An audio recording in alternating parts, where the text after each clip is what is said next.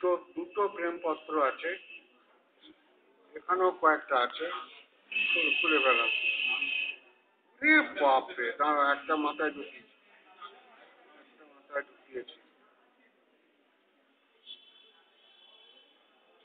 নিতাই শঙ্কর, অমলা শঙ্করের কে হয়? কে নিতাই শঙ্কর? হাত তোলো। ও আচ্ছা আচ্ছা। গুরু কৃপায় জেনেছি পুত্র শব্দের প্রকৃত অর্থ প্রকৃষ্ট রূপ বোধ বা জ্ঞান বা আত্মজ্ঞান, যা হলে অধোগামিতা হতে উত্তরণ।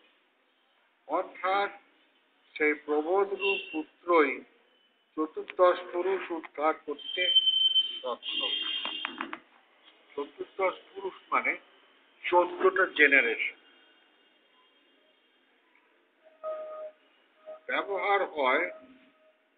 এখন আমার প্রশ্ন জেগেছে যে শাস্ত্রে পুত্র শব্দই ব্যবহার হয়, তাহলে কন্যা শব্দ কি অর্থ? প্রতিশব্দ হিসেবে দুহিতা হলো পিতাকে দহন করে বলে। যাওয়ার সময় কুপিয়ে দেয়, যাওয়ার সময় যা সঞ্চয় হচ্ছে নিয়ে চলে গেল। এবার জামাইকে সন্তুষ্ট করতে গিয়ে পিতামাতার অবস্থা কাহিল। আজকালকার জামাই বলছে আমি কম্পিউটার ইঞ্জিনিয়ার, আমি 1 লাখ টাকা মাসে মাইনে পাই, তারপরে আমার এখন এই চাই তাই চাই করে 5 লাখ 7 লাখ টাকা দহন করে নিল মেয়ের মানে গিন্নির বাবার কাছ থেকে। তারপরে সেই জামাই বাবু সমাজ কি 1 বছর পরে এসে বলছে শ্বশুর মশাই আমার চাকরি চলে গেছে। এবার কি হবে? কেন বাবা? শ্বশুরের তার ক্ষমতা তুমি রাখোনি, যা ছিল হাঁড়ি কুড়ি ঝুলি চাপা ঝেড়ে তো নিয়ে গেছো, মেয়েটাকেও নিয়ে গেছো, আবার ঝুলি চাপি ঝেড়েও নিয়ে গেছো। এখন তোমার চাকরি নেই। তখন তো খুব লপচাপানি দেখিয়েছিলে আমার 1 লাখ টাকা মাইনে, কিন্তু চাকরির স্থায়িত্ব তো বলনি বাবু। হচ্ছে যে একটা ঠেলাওয়ালার চাকরির স্থায়িত্ব ভালো, সে খাটলে পয়সা পাবে, কিন্তু এমনই কাজে গেছো যেখানে খাটলেও পয়সা পাবে না, কারণ তোমার দোকানটাই তো বন্ধ হয়ে গেছে, ওই খুটখুট খুটখুট বন্ধ হয়ে গেছে। কাজে এমন চাকরি করো যেটাতে তোমার স্থায়িত্ব আছে, তারপর তুমি শ্বশুর শাশুড়ির গার মটকাও, সেটা আলাদা কথা। কিন্তু তোমারই তো স্থায়িত্ব নেই বাবা জীবন জামাই। এখন আমার প্রশ্ন জেগেছে যে শাস্ত্রে পুত্র শব্দই ব্যবহার হয়, তাহলে কন্যা শব্দ কি অর্থ? কি বলবো?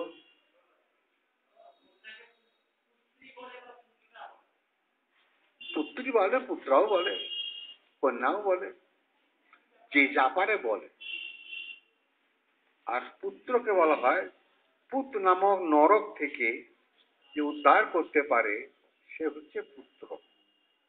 পুত্র একটা নরক আছে শাস্ত্রের মধ্যে, আমি জানি না, দেখেছি কেন কোনো জন্মে, মনে পড়ে না এই জন্মে। সামনে জন্মে আবার কি হবে, নরক পর্বে যাবো কিনা তাও জানি না। আমি ও নিয়ে কোনদিন ভাবিনি, কারণ আমি কোনো অন্যায় করিনি, তো ভাবতে যাবো কেন, যা আছে কপালে হবে। চুরিও করিনি, মিথ্যে কথা বলিনি, কাউকে ঠকাইনি, তাহলে আমার নরকবাসী হয়তো হবে, কি করে যাবে, এরপরে যদি হয় হোক। যাই হোক, তারপর আবার একটা শ্লোক আছে, ক্রোধাস্তুপতি সম্মোহ সম্মোহার স্মৃতি বিভ্রম স্মৃতিভ্রংশোৎপত্তি নাশে নাশো বুদ্ধি নাশাৎ পুনঃস্মৃতি। কিসের থেকে পেয়েছে জানি না। হ্যাঁ, গীতা। আচ্ছা, তাহলে মহর্ষি দুর্বাসা, ভিখু, বিশ্বামিত্র, ঋষিগণ এত ক্রোধী ছিলেন কেন? আরে তারা মানুষই ছিল না। ওটা হচ্ছে, ওরা তো, তুমি বলছো ঋষিগণ, ঋষি আবার মানুষ নাকি? তুমি আমি মানুষ। ওরা তো উপরতলার লোক। এই যেমন নেতা, নেতা কি কখনো মানুষ হয়? নেতা কখনো মানুষের ঊর্ধ্বে। যাই হোক, সে মানুষের ঊর্ধ্বেটাকে টেনে এনে মানুষের মধ্যে ফেলে তাকে ছোট করা হয়ে যাচ্ছে। ওটা করো না। এখন এই যে নেতা, যারা দেশের ভালো করার জন্য দিন রাত খেটে যাচ্ছে, নিজে বস্তির থেকে 4 তলা বাড়ি করে নিল, খুব কাটছে। এখন তার অন্যায়টাকে ঢাকবার জন্যে একটু ফোঁস করতেই হয়।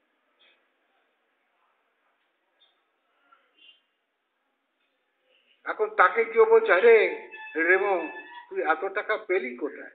দেখ তো, তোকে জানিস আমার কত ক্ষমতা, তোকে আমি এখনই জেলে পুরে দেবো। অত ফাঁস। সে ভাবলো যাকে বলল সে তো ভয়ের চোটে অন্ধকার, কারণ ও অনেক টাকার মালিক, তুমি আর কিছুই নাই। অতএব তার অন্যায়টা চোখ বুঝে দেখো, অযোগ্য, কিছু বলো না। বললেই বন্ধু বিচ্ছেদ, অথবা পাড়ার থেকে তুমি একঘরে হয়ে যাবে। অর্থাৎ সব দেখো, হজম করো। যেমন হোটেলে খেতে গেছো একদিন, বললে কি তরকারি আছে রে? বললে পটল পোস্ত আছে স্যার। আচ্ছা তুই তাই দিয়ে একটু ডাল দে। বললো স্যার কলাই ডাল আছে। আচ্ছা তাই দে। তুমি তো খেতে বসলে, খেতে বসে দেখছো যে পাকা পটল। এখন তুমি তো খেতে বসে গেছো, সেই পাকা পটলই টিপে টুপে নিয়ে তোমায় খেতে হবে। তো এখানে যখন এসেছো বাবু, তো সব টিপে টুপে নিয়ে খাও। কিছু ভালো মন্দ বাঁচতে যেও না। আর সংসার ক্ষেত্রে কখনো ভালো মন্দ বাঁচবে না। কারণ গিন্নি যদি একবার ফোঁস করে, তোমার সর্বনাশ হয়ে যাবে, বুঝছো? আবার কর্তাও যদি ফোঁস করে, তাহলে গিন্নির অবস্থা ছিল। আজকাল আবার ডিফোঁস হয়ে গেছে। তো কাজেই ফোঁস করাটা চলবে না। যা হচ্ছে হজম কর। গিন্নি ফোঁস করে উঠলো, কর্তা মাথাটা নত করে দিল। আবার কর্তা ফোঁস করে উঠলো, গিন্নি মাথাটাকে নত করে দিল। এটার নাম সংসার। খুব সাবধান। তাহলে তুমি ভালো গিন্নি হবে, তাহলে তুমি ভালো কর্তা হবে। তো সংসারে থাকতে গেলে কিছু নিয়ম মানতে হয়। সেই নিয়মগুলো যদি আমরা মেনে চলি, কোনোদিন ঝগড়া হবে না। ধরো দুজনের মধ্যে একজন এমন রাগার রেগেছে, তোমার 14 গোষ্ঠী আমি উদ্ধার করে দিচ্ছি, দেখো না এবার। তো আর একজনের মাথা নত করে ও বাড়ির পেছনে চলে গেল, গিয়ে ওই টগর গাছের নিচে বসে একটু করে মাটিটা এমনি এমনি করছে। বলছে কি করছো এখানে এসে, কি করছো তুমি? বলছি, তো কর্তা বলছে কি করব, এই রোজ রোজ একটু একটু করে খুঁড়তে খুঁড়তে তো একদিন গর্তটা বড় হবে, আর পাশের মাটিটা আমি ঢুকে গিয়েছি নিজেকে, তাই আগা গর্তটা করে রাখছি। এর নাম জীবন, এর নাম সংসার। অতএব যা হচ্ছে হতে দাও। অতএব মুনি ঋষিরা, তারাও কিন্তু বিয়ে করেছে। তাহলে মুনি ঋষির মনে করো রাগ নেই, কিন্তু গিন্নির জ্বালায়, কারণ সে তো লাখ লাখ টাকা রোজগার করতো না, দিন রাত ধ্যান তপস্যা নিয়ে বসে আছে। আর ওই মেয়েটা তার পেছনে লেগে লেগে শেষ পর্যন্ত বিয়ে করে দিল। মুনির তপস্যা ভেঙে গেল।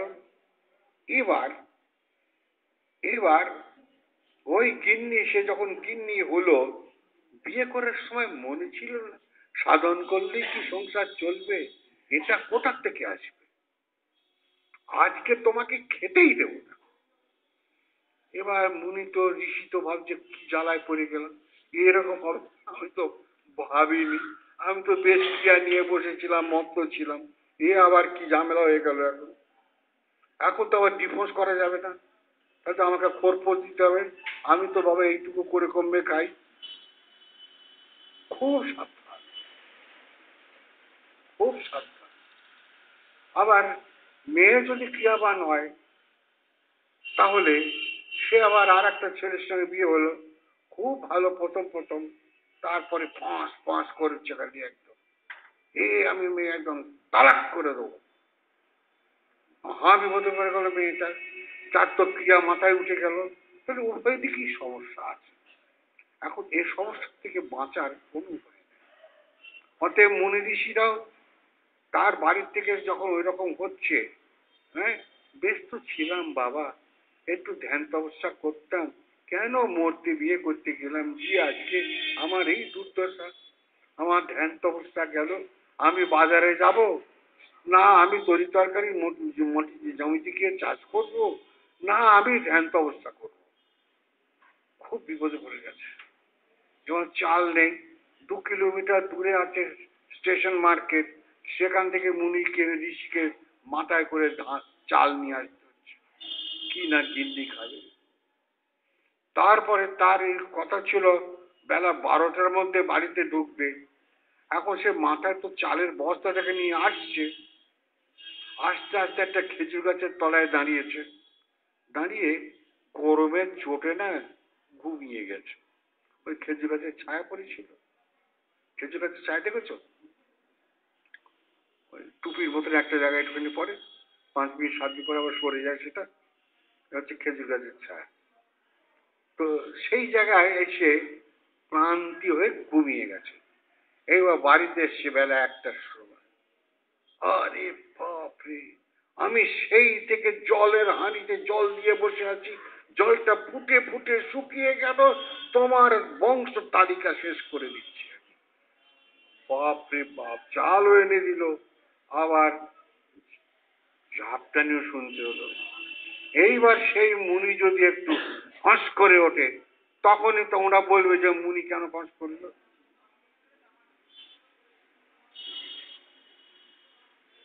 তাহলে মুনি যে ফোঁস করতে বাধ্য হয়ে গেছে, এইটা তো বললেন না বাবা পত্র লেখক নিতাই শঙ্কর। তো কাজে অনেক কিছু ভাবতে হবে। সাহিত্য লিখতে গেলে অনেক ভেতরে ঢুকে সাহিত্যের কথা বলতে হয়, তাকে টেনে বুনে 4 দিক 6 দিক থেকে মানে আনতে হবে। বলে এমন এমন কুটির লোক আছে যে তোমার সাহিত্যের বিকৃতি মানে করে দেবে। তুমি একটা সুন্দর প্রেমের কাহিনী দিয়ে একটা গল্প কিংবা একটা কবিতা, একটা প্রবন্ধ অথবা একটা কবিতা লিখেছ তোমার আবেগ টাবেগ দিয়ে। এবার তোমার মেয়ে বা ছেলে বড় হয়ে বলছে আমার বাবা তো সব মেয়েদের সঙ্গে প্রেম করে বেড়াতো, আমিও করব। কারণ তুমি যে প্রেমের কবিতা লিখে লিখে দিয়ে গেছো। অতএব খুব সাবধান, যাই কর লেখো, ছিঁড়ে ফেলে দাও, রেখো না, রাখলেই বিপদ। এর নাম জীবন, এর নাম জীবন। আর চার কি আছে? হ্যাঁ, কি বলছে?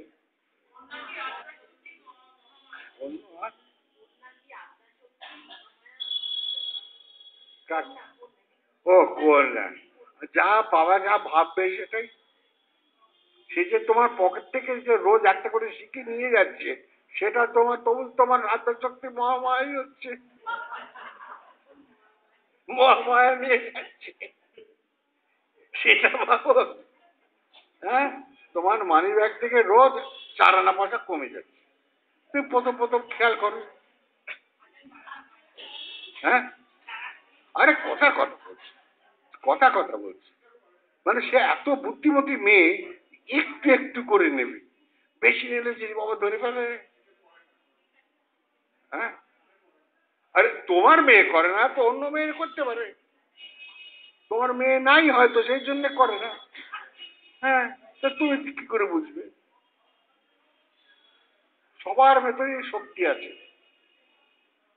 এখন বাঙালি হচ্ছে মাতৃ উপাসক। একটা মাটির মূর্তি বসিয়ে মা মা করছে। কিরকম মামা করছে? মা গো, আজকে না ঘন অমাবস্যা, কি করতে হবে? আজকে মা ছাগল খাবে, অতএব একটা ছাগল কিনে আনা হলো, প্যা প্যা করছে, তাকে নিয়ে গিয়ে ঘেঁচাং। তার আগে বলছে, গিন্নি আজকে একটু গরম মশলা বেশি করে রেখো। তাহলে কে খেলো? মা খেলো? এই হচ্ছে আমাদের পুজো। আবার প্রাণায় সাহা, অপনায় সাহা, ধ্যানায় সাহা, উদানায় সাহা, এরা কি? তুমি তো বোঝবার চেষ্টা করনি বাবু। তোমার ভেতরে যে পঞ্চ প্রাণ, তাকে আহুতি দিতে হবে। এখন সেই আহুতি দিতে গিয়ে তুমি ওই ছাগলায়ের সাহা, পাঁঠায়ের সাহা, ভেড়ায়ের সাহা এই করছো বসে বসে, হবে না। এটাকে বলে তামসিক। রাজস্বিক পূজা, তামসিক পূজা, আর একটা আছে সাত্ত্বিক পূজা। সাত্ত্বিক পূজা কি জানো? এই ক্রিয়া করা। তামসিক পূজা বলিদান করা, মাংস খাওয়া। আর রাজস্বিক পূজা কি হবে বলেন দেখি? হ্যাঁ হ্যাঁ, দেখেছিস আজকে আমার পুজোতে 10,000 টাকা খরচা হয়ে গেছে, জানিস? এ হচ্ছে রাজস্বিক। এই যে 3 ধরনের পূজা, এর ভেতরে সাত্ত্বিক পুজোটাই আসল। কিচ্ছু লাগবে না, তোমাকে একটা তুলসী বেলপাতাও লাগবে না। এই সাত্ত্বিক পুজো এমন। আর ওখানে তামসিক পুজোয় মা মা, রাজসিক পুজোয় বাবা বাবা, আর সাত্ত্বিক পুজোয় নিজে নিজে আপন আপন। হম ছোড়ায় কই নেই। কারণ পৃথিবীতে আমিই যদি না থাকি, তাহলে পৃথিবী আছে কিনা বুঝবো কি করে? অর্থাৎ প্রথম সত্য তো আমি। সেই আমি আবার বেঁচে আছি। বেঁচে আছি বলে দুটো চোখ দেখছে, দুটো কান শুনছে, মন বুদ্ধি চিন্তা ভাবনা ভালো মন্দ সব কাজ করছে, সেই একই প্রাণের দৌলত। অতএব ওই প্রাণহি ভগবান ঈশ্বর, তাকে যেন ছুটি নেই, কিচ্ছু দরকার নেই। অতএব ওই দুর্বাসা মুনি তার সাধনায় যাতে অসুবিধে না হয়, তার জন্য সে ফোঁস করত। রামকৃষ্ণদেবের একটা কথা আছে, জানিস, মাঝে মাঝে ফোঁস করতে শিখবি, নইলে তোকে জ্বালাবে, জানিস? তিনি বলতেন, লোক না পোক। লোক হচ্ছে পোকার মতন, খালি শয়তানি বুদ্ধি। ভালো লোক কজন পাবে? কাজেই ভালো লোকের মধ্যে মন্দ লোক লুকিয়ে আছে, সুযোগ পেলেই মন্দ প্রকাশ হয়ে যাবে। কাজে সেই যে তার মন্দ স্বভাব, সেটা বিদায় করাটা এই প্রাণকর্ম সাপেক্ষ, এই ছাড়া ওর আর কোনো উপায় নাই। কাজে এই যে ব্রহ্মবিদ্যা, এটাই শেষ কথা। কাজে আমরা যারা ক্রিয়াবান, এই ফোঁস ফোঁস সাধনটা করি, বড় ভালো জিনিস পেয়েছি। কিন্তু আমাদের মধ্যে অনেকেই আবার সেটাকে অবহেলাও করে। কি করা যাবে? যার যেমন মন, সে তেমনি দেখে। কাজেই মনই লেখছে সবগুলো যোগরাজের কথা। কাজে এই মনকে সংযত করে আমাদের সুন্দর মানুষ হতে হবে, এইটা আমাদের আগে দরকার।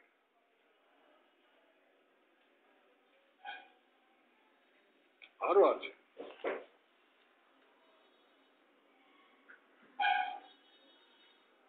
আরে বাপ, এটা হয়ে গেছে।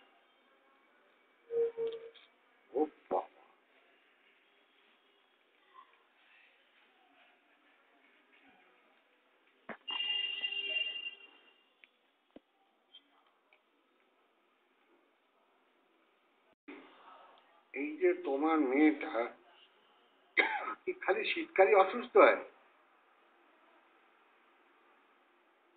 গরমকালেও হয়? হ্যাঁ,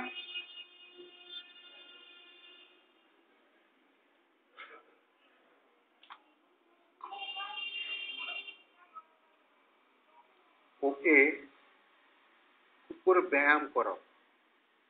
এত ওষুধ খাওয়াবে না এই বয়সে, ও সব পালিয়ে যাবে। দাঁত দাঁত দাঁত দাঁত করে ঘামবে, তারপরে পাখার তলায় বলবে। যোগ ব্যায়াম তো করবেই, এমনিও ফিজিক্যাল এক্সারসাইজ। নাচ করে, তাহলে ওকে একটা ওই স্কিপিং দড়ি আছে, হ্যাঁ, 10 মিনিট 15 মিনিট খালি লাফা করাবে। যখন শরীরটা অসুস্থ হবে সে সময় করাবে না, ওই 3-4 দিন। বাকি ওকে স্কিপিং করাও, দৌড় করাও, এগুলো করতে হবে। একদম দরদর করে ঘামবে, ভাত দাও বলে চেয়ে খাবে, তখন বুঝবে ঠিক আছে। কিচ্ছু করবে না, কোনো ওষুধ খাওয়াবে না। এই বয়সে কোনো ওষুধ দেবেই না। ডাক্তার কাছে গেলে সে তো ওষুধ দেবে, সে মেডিসিন নিচ্ছে, তো ওষুধ দিতে হবে। তুমি কেন ওষুধ দেবে? ও কোনো দেখবে না। না, সব ঠিক আছে, তুমি বড্ড বেশি চিন্তা করছো, খালি মেয়ে মেয়ে মেয়ে মেয়ে মেয়ে মেয়ে। আর 2 নম্বর হচ্ছে, ওই চিন্তাটা করবে না, ওকে খুব করে খাটাও, শারীরিক পরিশ্রম করাও, দৌড় ঝাঁপ করবে, স্কিপিং করবে, হেনা তেনা, এরপর সব ঠিক হয়ে যাবে। কিচ্ছু করবে না, এই বয়সে ওষুধ দেবেই না। নাম তো দেয়নি,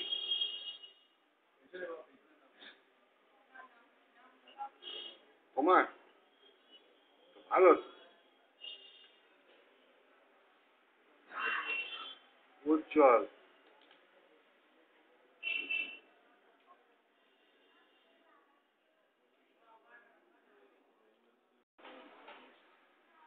গত অবতারে শিবের যে রূপ বর্ণনা করা হয়েছে, তাতে শিবকে শিশু রূপে বর্ণনা করা হয়েছে।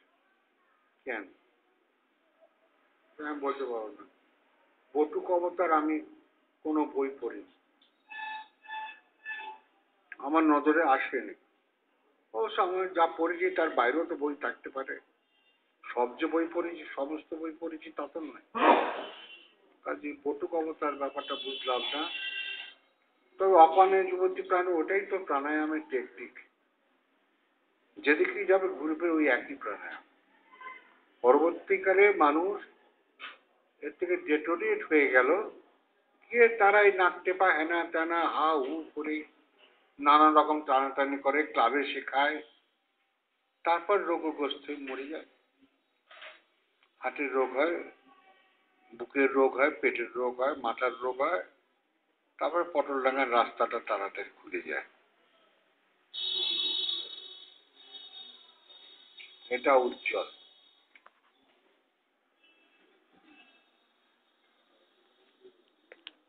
আর তো প্রথম থেকেই থাকবে। হ্যাঁ, তার সঙ্গে গীতা স্ট্রোকের যে প্রাণায়ামটা, অপারে যুবতী মানুষ, ওইটাই তো প্রাণায়ামের টেকনিক। ওটা নতুন কিছু নয়, অনন্তকাল ধরে এই প্রাণায়ামই চলে আসছে। প্রাণায়াম বলতে ঈশ্বর আত্মজ্ঞানের জন্য এই একটাই প্রাণায়াম আছে, আর বাকি সবগুলো প্রাণায়াম নয়। ওই হারমোনিয়াম রিড বাজা কত সব দেখো না, ওগুলো চলবে না। ওগুলো যারা করছে করতে, ওটা ক্রিয়াবানের জন্য নয়। কবিতা, কবিতা লিখবে, একটা খাতায় রেখে দেবে, বুঝতে পেরেছ? এটা খাতায় রেখে দেবে। উজ্জ্বলটাকে গো, উজ্জ্বলটাকে, হ্যাঁ,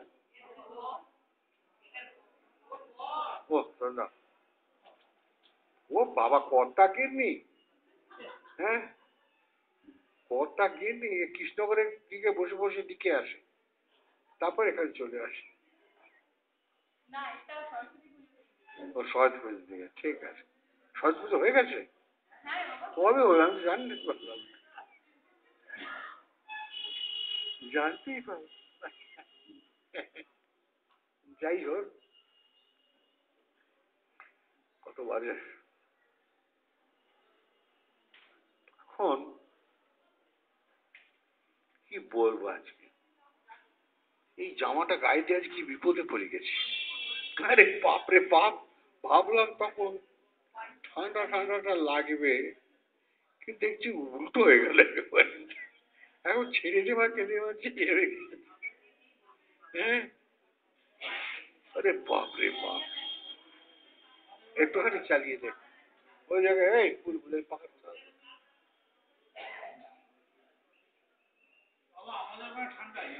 হ্যাঁ, তোমাদের ওখানে হিমালয়ের কাছে তো।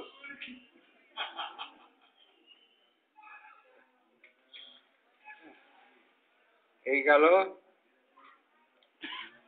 তাহলে। হ্যাঁ, যারা নতুন এসছে তারা অবশ্যই প্রথমে পুরাণপুর যোগীরাজ শ্রী শ্যামাচরণের বইটা পড়ো,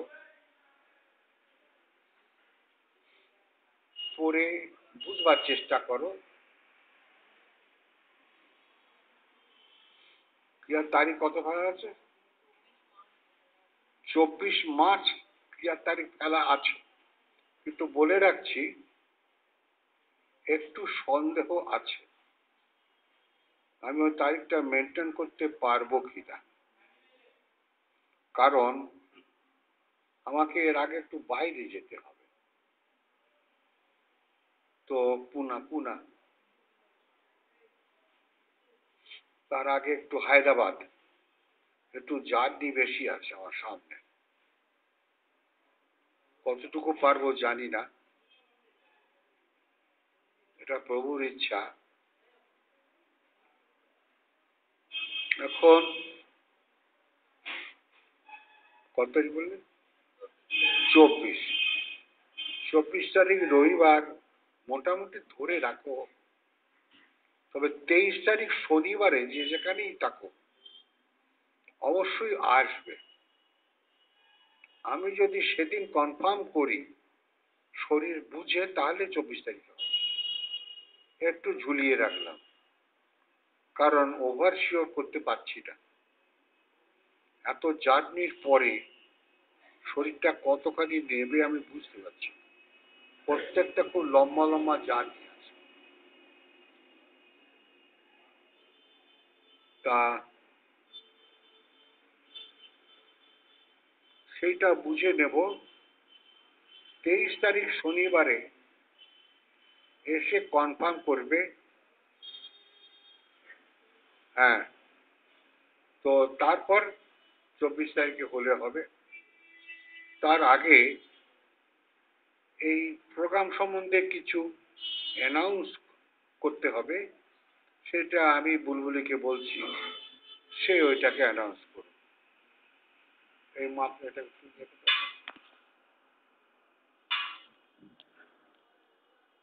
চলেছি, সেটা হচ্ছে আমাদের পরমারাধ্য গুরুদেব তিরুপতি সংস্কৃত বিশ্ববিদ্যালয় থেকে 6ই মার্চ মহামহোপাধ্যায় আখ্যায় ভূষিত হচ্ছেন।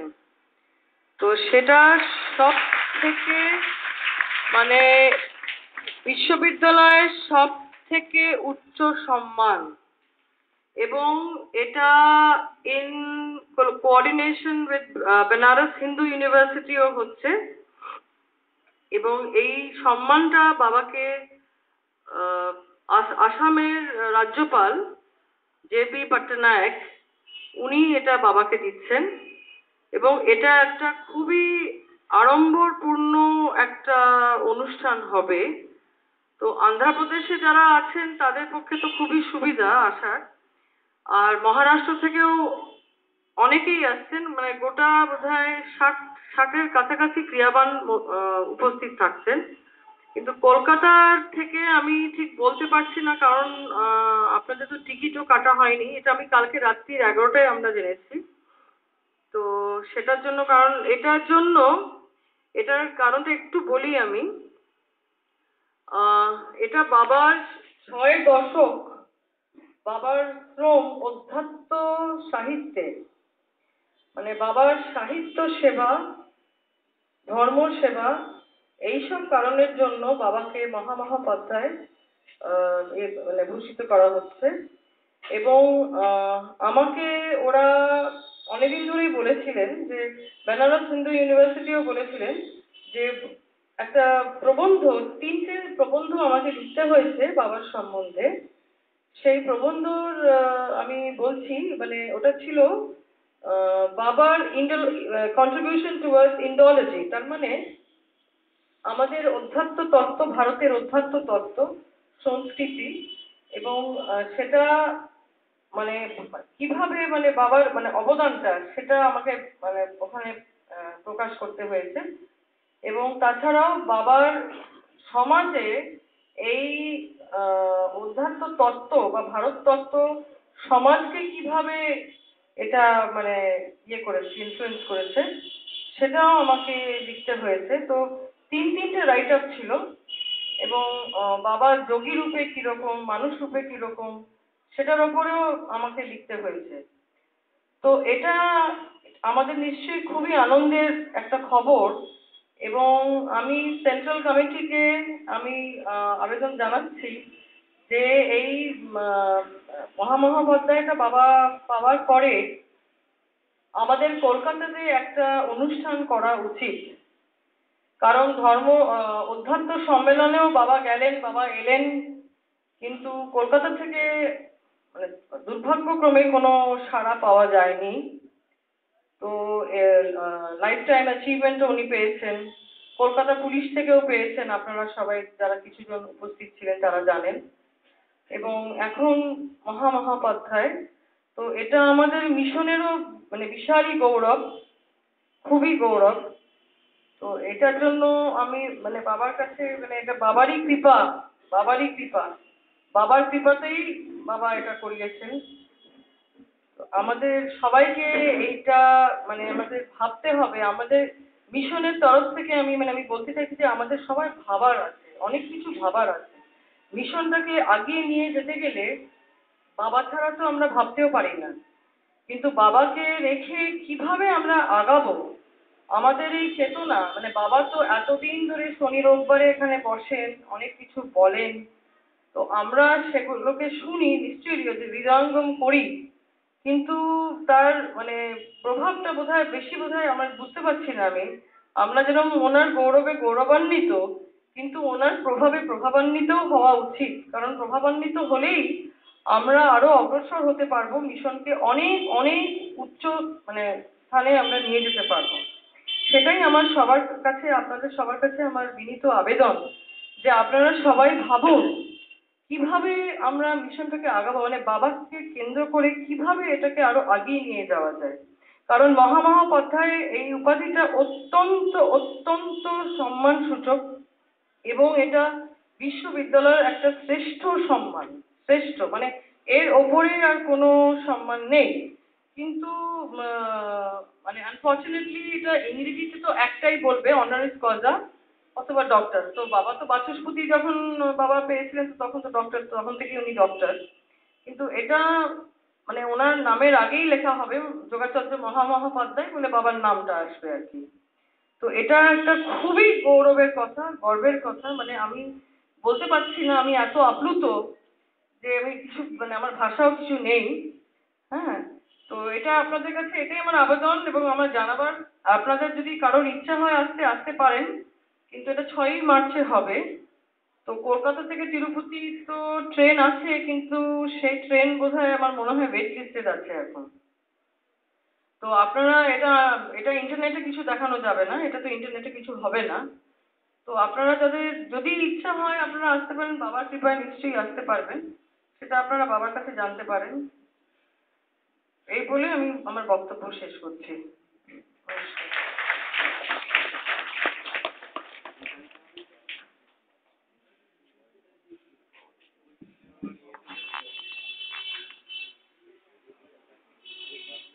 হ্যাঁ, এখন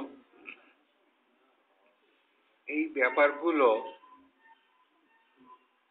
আসলে ওই দেশগুলো গোটা আছে, আর বঙ্গদেশটা ভেঙে টুকরো টুকরো হয়ে গেছে। গিয়ে আমাদের বাঙালির যে সমস্ত গৌরব ছিল সেগুলো ভেঙে চুরে কাঁচের বাসনের মতন হয়ে গেছে। একে জোড়া দিতে অন্তত 100-150 বছর লেগে যাবে। কিন্তু ওই রাজ্যগুলো যতখানি এগিয়ে ছিল স্বাধীনতার আগে, তারপর যেহেতু ওগুলো টুকরো হয়নি, সেই জন্য ওই রাজ্যগুলো অনেক দূরে এগোতে পেরেছে, আর আমরা বাঙালি অনেকখানি পিছিয়ে গেছি। আমার ছোট বয়সে স্বাধীনতার আগে দিনগুলোকে যদি মনে করি, তাহলে এখন কিন্তু আমার দৃষ্টিতে ভালো হয়। ভালো বলতে যা বোঝায় তা হয়নি, কারণ পয়সাটাই জীবনের ভালো নয়। আমি মনে করি মনুষ্যত্বের বিকাশ সেটাই মানুষের জীবনের শ্রেষ্ঠ পাথেয়। সেই জায়গা থেকে আমরা বাঙালি অত্যন্ত রাজনীতিপ্রিয় জাত হয়ে গেছি। এটাই আমাদের সবচেয়ে ক্ষতি করেছে। একাধিক দল, গাদা গাদা দল তৈরি হয়েছে, হয়ে খালি সবাই কোনো না কোনো রাজনীতির সঙ্গে জড়িত হয়ে মনগুলো কলুষিত হয়ে গেছে। বাঙালির যেটা উদার চিন্তা ছিল, বড় বড় সাহিত্যিক, কবি থেকে শুরু করে মহান মহান পুরুষরা জন্মেছিলেন। সে বিদ্যাসাগরের কথা ভাবো, সেই মদন মোহন তর্কালঙ্কারের কথা ভাবো, আমার ফ্যামিলির লোক ছিলেন। মদন মোহন চট্টোপাধ্যায় আমার চেয়ে 5-6 পুরুষ আগে। তার বাড়িও আমি দেখেছি, সে বাড়ির উপরে উঠে উঠে খেলা করতাম।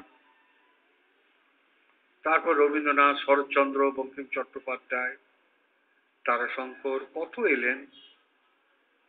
এছাড়া অতীতের কালিদাস, কৃত্তিবাস কত আছেন, অমর সাহিত্য তারা দিয়ে গেছেন। কিন্তু মানুষের যেটা জ্ঞান, যেটার মাধ্যমে মানুষ আত্মজ্ঞানের দিকে প্ররোচিত হবে, সে সাহিত্য হয়নি। তো আজকে তারা এই যে পুরাণ পুরুষ, কে এই শ্যামাচরণ, এইসব বইগুলো পড়ে তারা ইংরেজি, হিন্দি, বাংলা অনেক ভাষাতেই বইগুলো আছে, ওরা পড়ে দেখেছে, তাদের কমিটির থেকে তারা নির্বাচন করেছে যে এর ভেতরে একটা বিশাল জ্ঞান লুকিয়ে আছে, যে জ্ঞানের পথে যদি আমাদের দেশকে পরিচালিত করা যায়, তাহলে দেশের কিছু কল্যাণ হবে। ধর্মের সঙ্গে রাজনীতি মিশ্রিত হয়ে যদি আমরা বক্তব্য রাখি, তাহলে সেটা কখনোই প্রস্ফুটিত হবে না, ওই ফুলের কুঁড়ি হয়েই থেকে যাবে, ফুলটা ফুটবে না। কাজেই পুরাণ পুরুষ হচ্ছে তাদের কাছে বিচারে একটা ফুটন্ত ফুল। কেই শ্যামাচরণ সে ফুটন্ত ফুলের সুবাস তারা এই দৃষ্টিতে নিয়েছে, নিয়ে তারা আমাকে এই সম্মান দেবার জন্য এগিয়ে এসেছে। কাজেই আমি ক্রীড়াবানদের ভালোবাসি, ক্রীড়াবানরাও আমাকে ভালোবাসে, কারণ আমি সারা জীবন একটা আদর্শ নিয়ে চলি। আমি কোনো স্বার্থ নিয়ে চলি না, কখনো কোনো অন্যায় কাজ করি না, কোনো কটু কথা বলি না, সবাইকে আপনজন মনে করে নিয়ে চলতে চেষ্টা করি। তো এই সব কিছু মিলিয়ে এই যে সাহিত্য সেবা বা সারা জীবনে যেটা আমার ধর্মপথে চলে আসছি, অর্থাৎ 6 ডিকেড চলছে,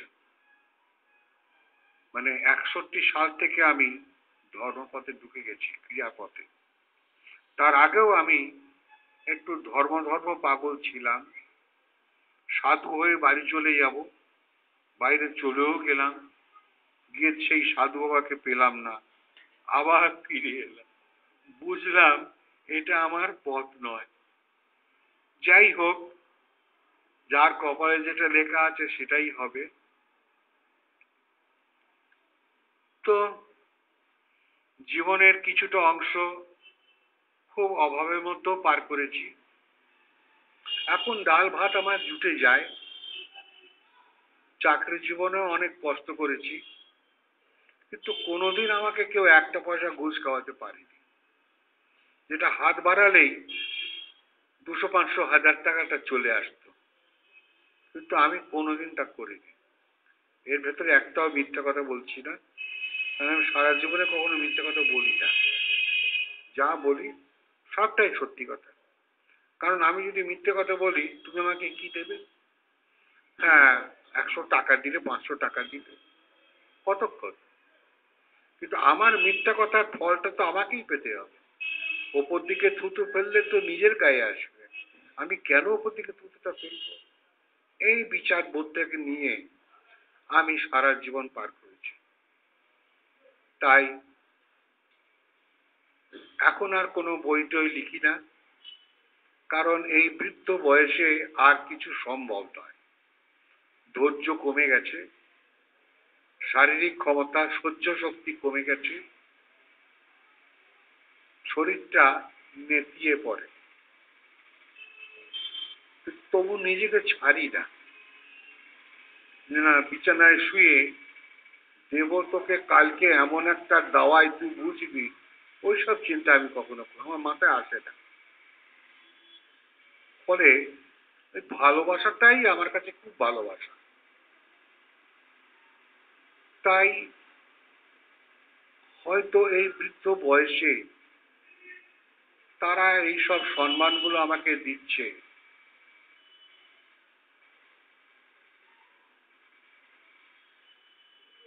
কিন্তু একটা কথা সত্য,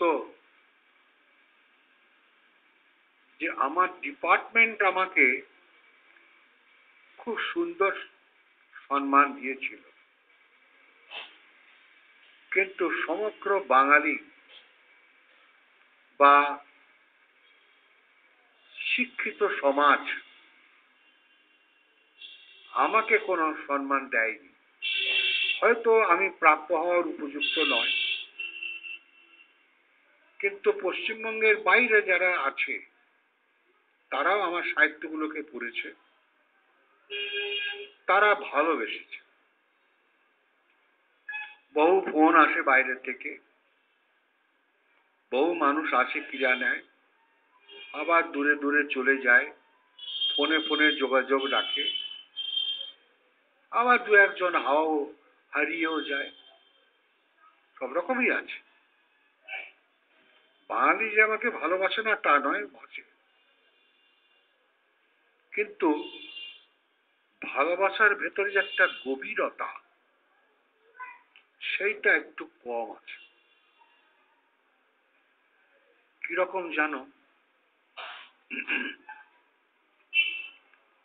বাপের দুটো ছেলে, একটা ছেলে মাসে 50,000 টাকা রোজগার করে, আর একটা ছেলে মাসে 5,000 টাকা রোজগার করে। বেশিরভাগ বাবা মাকেই দেখা যায় ওই 50,000 টাকার যে রোজগারের ছেলে, তাকে একটু যেন বেশি ভালোবাসার দৃষ্টিকোণ থাকে। এটা যেন গড়ে ওঠে, স্বভাব, পরিবেশ, সবকিছুর মধ্যে থেকে সে গড়ে ওঠে। আমি নিজে একটা ফ্যামিলিতে আমি গেছি, এই পশ্চিমবঙ্গে, জায়গা বলবো না, তার দুটো ছেলে। ছোট ছেলেটা বলছে তার মায়ের সাথে সামনে আমাকে বলছে, দাদু, আমার মায়ের একটাই ছেলে আছে, সেটা বড় ছেলেটা, আমি হচ্ছি পোষাই নেই। এই বোকা, তার মায়ের সামনে বলছে। তাহলে তার ভেতরে একটা কোথাও সুপ্ত দুঃখ লুকিয়ে আছে। পরে তার মা বাবার অনুপস্থিতিতে সেই ছেলেটাকে আমি অনেকক্ষণ বোঝালাম, এই বোধটা ছেড়ে দে। দেখলাম ছেলেটা বিপদগামী হতে পারে, তাকে ঘোরাবার চেষ্টা করলাম। তো আমার জীবনে আমার বন্ধু বান্ধবও অনেকেই উল্টো পথে চলেছিল, কিন্তু তাদের ঘুরিয়ে এনে আমি সুন্দর জীবন করে দিয়েছি তাদের। খবরদার, অসুন্দর হতে লাগে 1 মিনিট, কিন্তু সুন্দর হতে গেলে সারা জীবনের চেষ্টা থাকা চাই। অতএব ভালো হবার চেষ্টা কর। কোনো মা বাবা চায় না যে আমার ছেলেটা কি আমার মেয়েটা মন্দ হোক, কিন্তু কোনো ছেলে বা কোনো মেয়ে তো মন্দ হয়। কেন হচ্ছে? হয়তো সে সুশিক্ষা পায়নি, হয়তো সে সুন্দর পরিবেশ পায়নি, কিছু একটা ত্রুটি আছে। কারণ মানুষ তো অভ্যাসের দাস। তাকে যেমন ভাবে ফুলটা ফোটাবে সে তেমন ভাবে ফুটবে। ফুলটাকে যদি তুমি ছায়ার মধ্যে দিয়ে গিয়ে ফোটাও, তাহলে সে ফুলটায় সুন্দর গন্ধ বেরোবে না, কারণ সে রোদের আলো পায়নি। অতএব পঞ্চ প্রকৃতির যে পঞ্চ প্রভাব, সেটা যদি ফুলটার উপরে সমান প্রযোজ্য প্রয়োগ হয়, তাহলে ফুলটার থেকে যা যা আমাদের পাওয়ার কথা সবটা পাবো। তার ভেতরে সৌন্দর্য পাবো, তার রূপ যৌবন পাবো, তারপরে তার সুমিষ্ট গন্ধটাও পাবো। আর এই পঞ্চ প্রকৃতির একটা যদি কমে যায় কোনো কারণে, তাহলে ফুলটা সুন্দর হবে না। তা মানুষের জীবনটাও তো ফুল। সেই ফুলটাকে প্রস্ফুটিত করবার দায়িত্ব তো মা বাবার। কাজেই সুন্দর জায়গায় যদি গাছটা থাকে, তাহলে তার ফুলটা হবে সুন্দর। আর যদি অসুন্দর জায়গায় যদি ফুল গাছটা হয়, তার ফুলে সুন্দর সুবাস আসবে না, প্রকৃতিটাকে দিতে পারবে না। কারণ অসুন্দর পরিবেশে গাছটা বড় হয়েছে। অসুন্দর পরিবেশ বলতে কি আছে? পায়খানা পেচ্ছাপের পাশে যে ফুল গাছটা হয়েছে, তার ফুলে অত সৌন্দর্য হবে না, অত সুবাস হবে না, কারণ সেখানকার মাটিটাই খারাপ হয়ে গেছে। তেমনি আমাদের গৃহ পরিবেশ সবসময় সুন্দর রাখতে হবে। তাই বলে কি সুন্দর বাপ মার ছেলে কি অসুন্দর হয় না? চুরি ডাকাত করে না? অন্যায় কর্ম করে না? করে।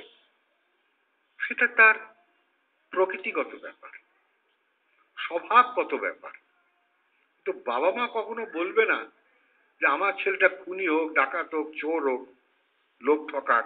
কোনো বাবা মা শিক্ষা দেয় না, আমার তো বিশ্বাস হয় না। যাই হোক, তো আমি সারা জীবন চেষ্টা করেছি কি করে আমি ভালো থাকতে পারি।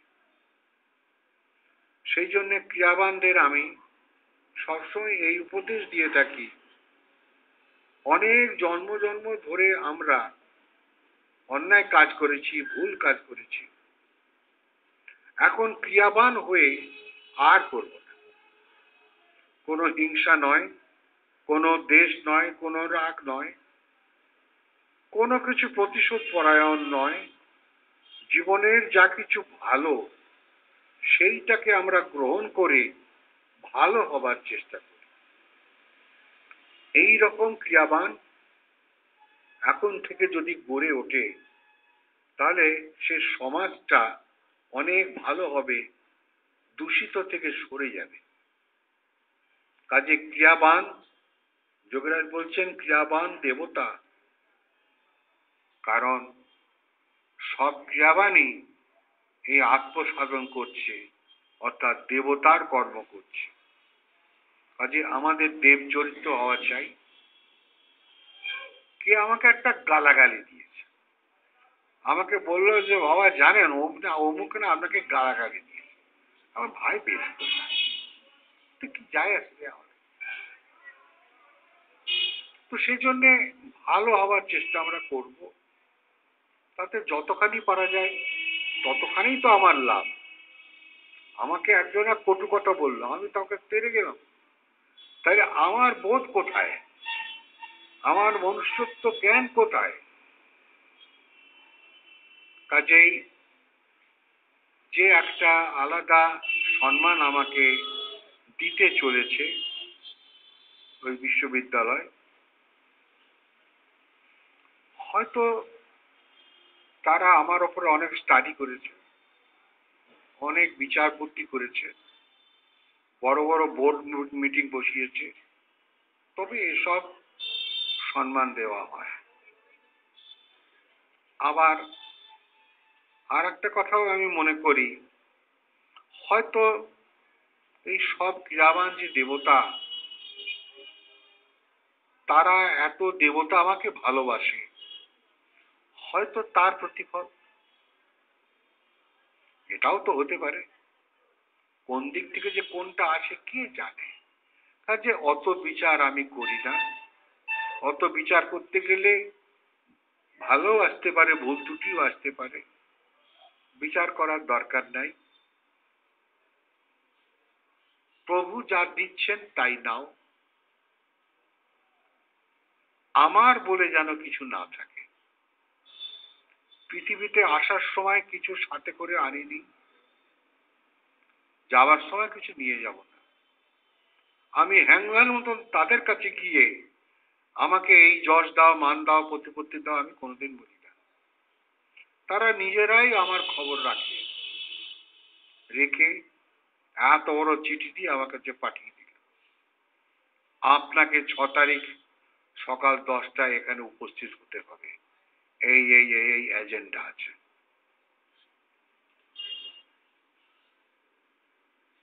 এখন এইবার যেতে হবে।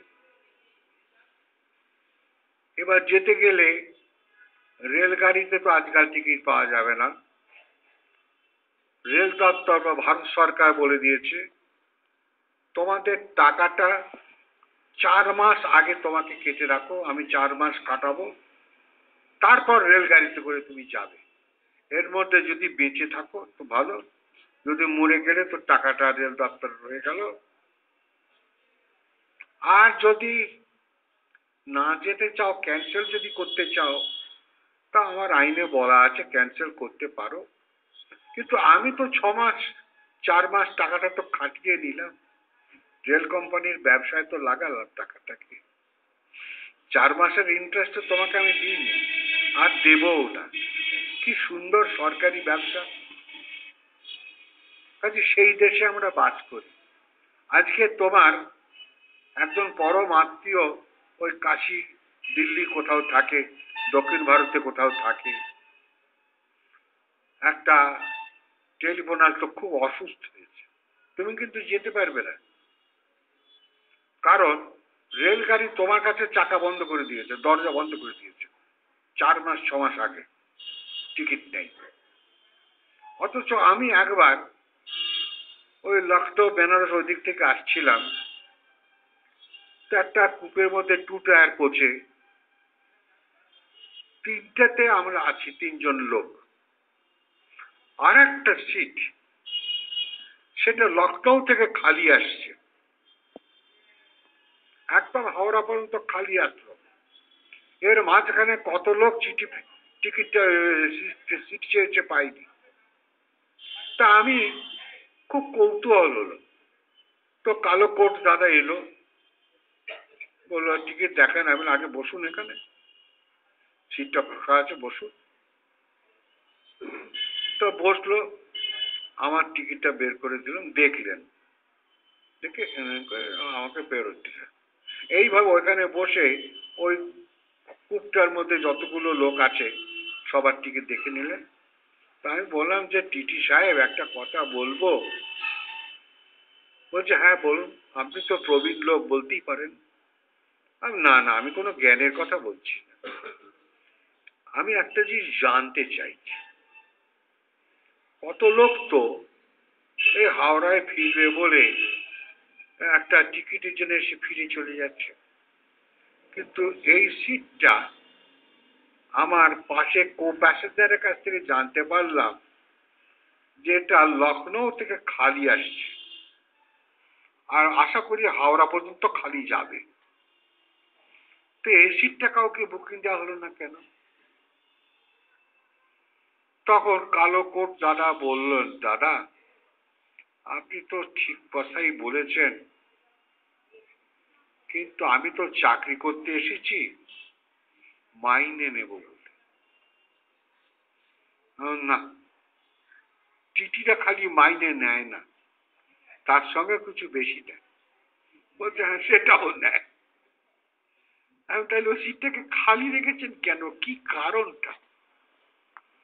বলছে এই আপনি আমি যাদের নেতা করে পাঠিয়েছি তাদের সিট এটা, এসি টু টায়ার। তো যদি নেতা না আসে, বলে তাহলেও এটা নেতার জন্য, এই শ্মশানটার নেতাদের। অতএব ওটা যদি আমি দিই, আমার চাকরিটা থাকবে না। ওর সিটটা অনন্তকাল খালি যায়, খালিই আসে। ওটাকে ভর্তি করবার ক্ষমতা এই কালো কোটওয়ালাদের নেই। থ্যাংক ইউ দাদা, বসুন এক কাপ চা খান। তো এই হলো ব্যাপার, চলে। তো সেরকম এরা আমাকে অনেকদিন ধরে স্টাডি করেছে। হঠাৎ আমার কাছে গতকাল রাত্রির বেলা একটা চিঠি এসে হাজির হলো। তাতে লিখছে ইউনিভার্সিটি থেকে যে এই হয়েছে, আপনাকে আমরা এটা, আপনাকে এই দিন অমুক সময় এতটার সময় হাজির হতেই হবে।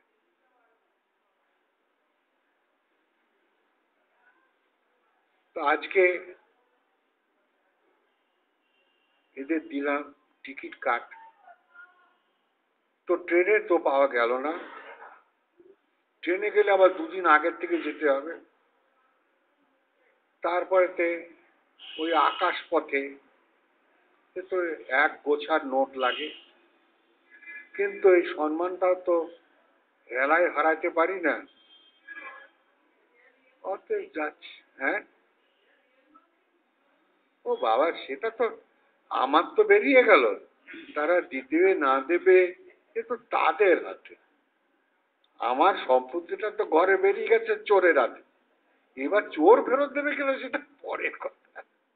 আমার তো আপাতত গেল, আমার কাছে যদি না থাকতো, হ্যাঁ, আমি কোথার থেকে দিতাম? যাই হোক, সবটাই ভালো।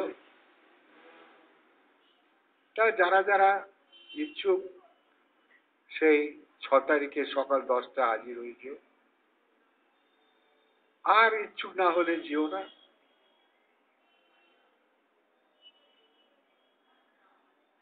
বলো, তাহলে সেক্রেটারি কিছু বলবে?